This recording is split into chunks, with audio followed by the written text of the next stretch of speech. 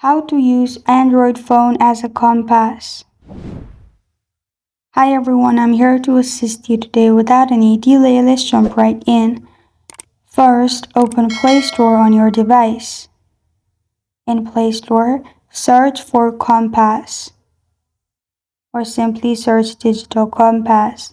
You'll find all these options. Click on digital compass and press on install. After the app has been installed, open the app and you'll be able to use compass. As you can see, as I move the phone, the compass also moves, which means it is working. It also shows strength at the bottom. And this is how to use Android phone as a compass.